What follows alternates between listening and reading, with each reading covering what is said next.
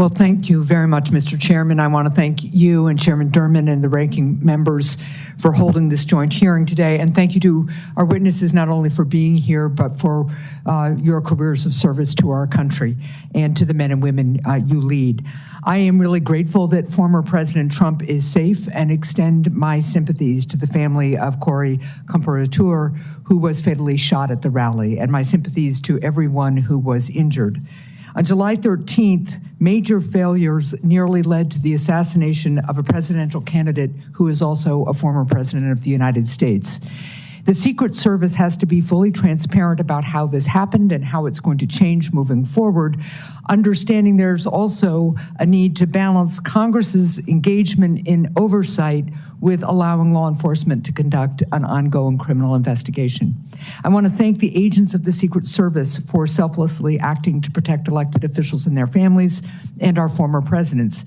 We're grateful for their sacrifices and their service, and I want to thank all law enforcement, and particularly law enforcement officers and first responders who worked to minimize harm to the crowd on July 13th.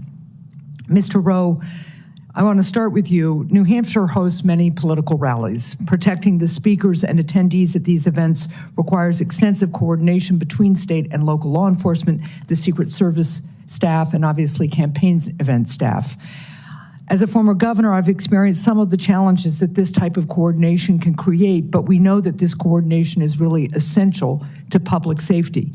It's clear that there were significant coordination failures on July 13th. You told us earlier that the local SWAT team told the Secret Service that local law enforcement had eyes on the AGR roof. But there are reports that members of a local SWAT team never met with the Secret Service in the days before the Butler rally. What steps does the Secret Service take prior to political rallies to ensure that the agency is effectively coordinating with the candidate security details, with state and local law enforcement, and with campaign event staff?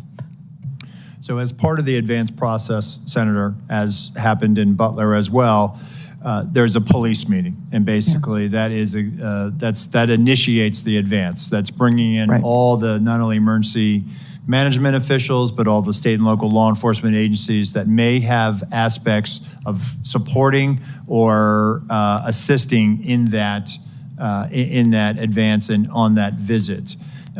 The focus of that police meeting, one, is to exchange numbers and business cards, and then coordinate times for walkthroughs. There were walkthroughs of the Butler Farm site with local law enforcement agencies that were supporting that visit. And that was directly as a result of having that police meeting to begin the process of figuring out, dividing up the labor areas of responsibility. So what you're telling me is that at that meeting, the Secret Service, the first meeting led to the walkthrough that the Secret Service does with local law enforcement, and that at least some members or directors of the local SWAT team would have been part of that process? Well, as I understand it, the Beaver County, they were seconded to assist Butler, but the Butler ESU team were part of the advance process. Okay. How many agents did the Secret Service provide to plan and secure this event, and how many people from state and local law enforcement agencies supported the security of this event? So in totality, between law enforcement, state and local, and federal, there are 155 personnel at the Butler Farm site that day.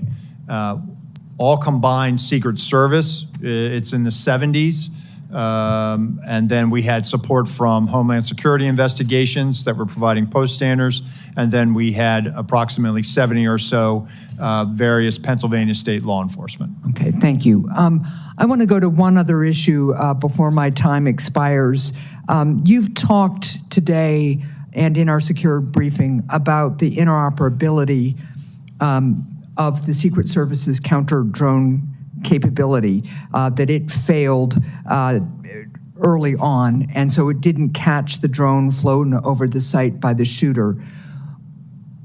First, what changes you've addressed this a little bit, what changes is the Secret Service making to ensure that it has backup technology?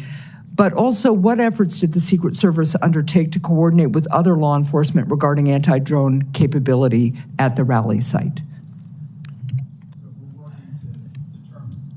We're working to determine that right now, Senator. We're getting the redundancies in place.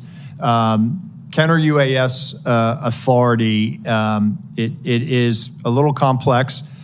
State and locals don't necessarily have this ability to do that.